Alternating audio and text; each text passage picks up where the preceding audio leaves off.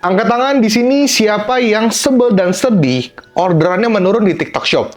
Buat kalian yang seller di TikTok Shop atau mungkin yang affiliate di TikTok Shop, siapa yang sedih orderannya menurun? Angkat tangan, silahkan komen sekarang, gue tunggu. Ya biasalah teman-teman, namanya platform baru ya. Ketika launching, banyak sekali promosinya.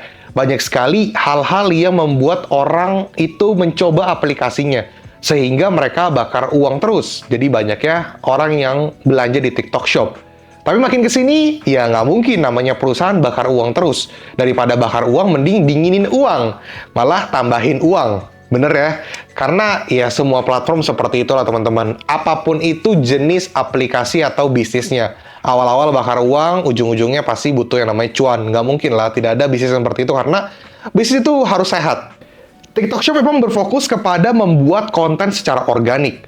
Mungkin tahun lalu, gue pernah announce ke kalian bahwa TikTok Shop ini nggak usah iklan. Lu harus bikin konten aja. Lu bikin konten organik, lu pasti bisa berkembang. Tapi makin sekarang kalau lu nggak iklan, lu malah sulit untuk berkembang. Karena kalian malah bersaing dengan seller-seller atau affiliate yang ngelakuin iklan berbayar di TikTok Shop. Jadi bisa bilang untuk konten-konten organik, apalagi buat kalian yang account-nya tidak besar dan tidak ada personal branding yang kuat, otomatis akan kalah dengan konten-konten para artis, iklan-iklan, atau mungkin kreator-kreator yang followersnya udah gede-gede yang punya personal branding. Kalian akan tenggelam. Lebih sulit untuk naik.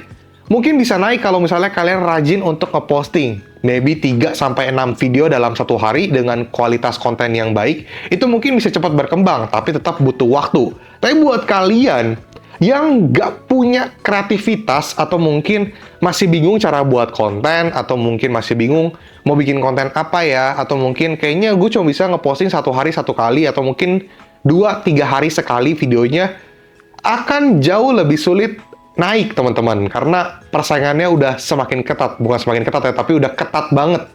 Jadi bukan berarti kalau misalnya kalian tidak iklan, itu tidak bisa naik, tetap bisa naik, tapi butuh effort yang lebih banyak. Jelas berbeda dengan tahun 2019 sampai di tahun 2020, di mana gua aja ketika buat video, itu satu video aja gue posting, itu bisa mendapatkan viewers yang gede banget. Mermata teman-teman untuk dapetin ratusan ribu, bahkan jutaan viewers di TikTok 2019 sampai tahun 2020. Karena persaingan kreator belum banyak, TikTok Shop belum ada konten-konten affiliate, dan belum ada live streaming jualan. Jadi masih ada yang live streaming iseng-iseng doang, hanya ngobrol. Sehingga untuk mendapatkan viewers itu jadi jauh lebih mudah. Tapi sekarang berbeda.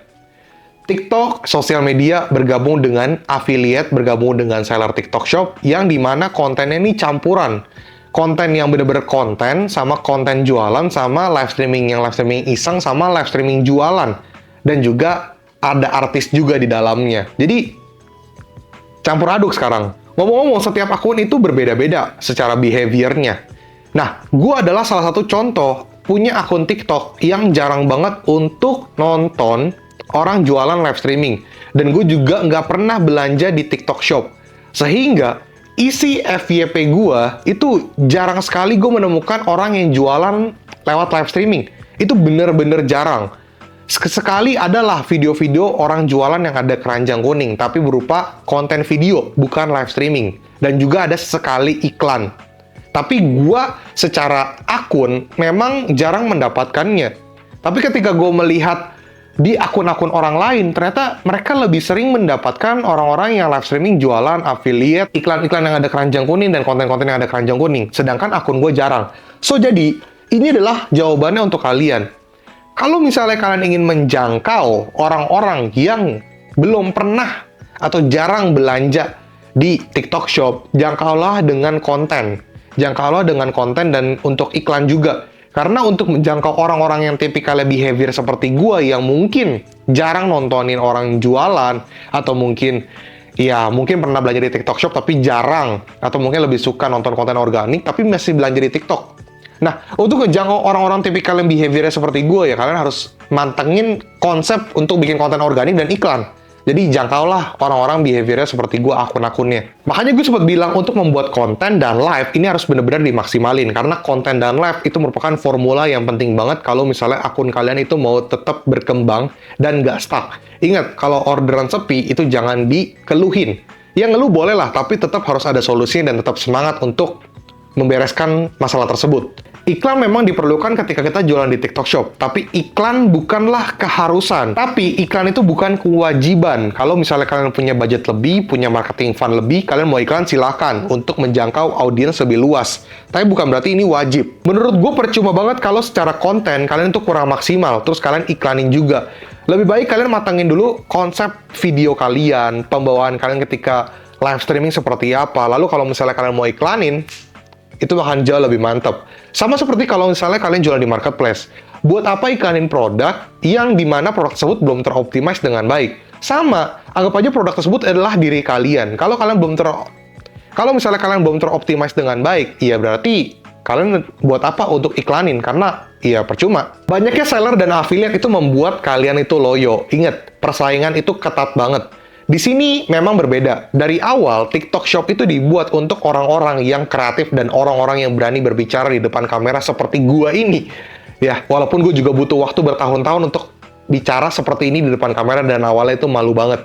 Jadi, buat kalian semua nih, yang mau coba jualan di TikTok Shop, tapi kalian itu nggak biasa ngomong di depan kamera, kalian mungkin nggak bisa ngomong yang nggak ada orang seperti ini, hanya kamera doang nih, itu nggak bisa. Itu akan sulit berkembang. Beda cerita kalau misalnya kalian punya budget lebih, kalian hire karyawan untuk mengerjakan hal-hal seperti ini. Tapi apakah kalian percaya 100% kepada karyawan tersebut? Dimana kalian juga nggak mengerti mengenai dunia kreatif seperti ini, kalian lepas tanggung jawab, kalian langsung, nih, gue gaji lo untuk lo kerjain. Kalau misalnya kalian bener-bener nggak tahu apapun mengenai hal ini juga bahaya. Karena karyawan tersebut belum tentu benar-benar melakukan apa yang kalian mau. Ingat, untuk menemukan karyawan yang bagus pun itu juga sulit. Jadi otomatis ya kalian juga at least mengerti teman-teman. Lalu kalian bisa mengajarkan karyawan tersebut dan karyawan tersebut bisa bertindak sendiri dengan apa yang kalian mau. Atau mungkin dengan ide kalian berdua yang digabungkan menjadi satu.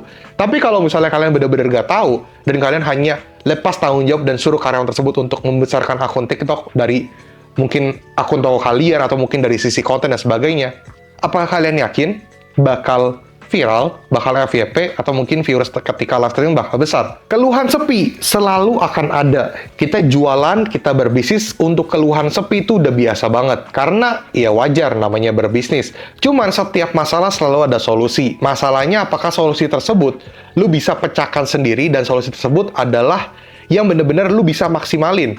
Karena untuk case seperti ini TikTok Shop, solusinya udah pasti adalah lu rajin kreatif. Kalau lu nggak rajin dan kreatif, sulit untuk berkembang di TikTok Shop. Ya kecuali lu adalah brand. Brand pun harus ada namanya promosi. Jadi ujung-ujungnya udah pasti adalah kreatif, rajin, konsisten adalah kuncinya. Karena dari awal jualan di TikTok Shop itu benar-benar butuh yang namanya konsistensi. Lu live streaming butuh yang namanya rajin, konsisten. Lu buat konten, rajin, konsisten. Dua-duanya harus kreatif. Jadi memang dari awal ketika lu mau jualan di TikTok Shop itu harus pakai otak kanan dan otak kiri. Nah, tentu aja ini adalah PR kalian ya, sebagai seller, sebagai affiliate, atau mungkin teman-teman yang baru mau memulai karir di TikTok. Sebagai content creator juga sama sih. Makanya gue bisa bilang TikTok Shop ini tidak terlalu cocok untuk kalian yang tidak mau berbicara di depan kamera.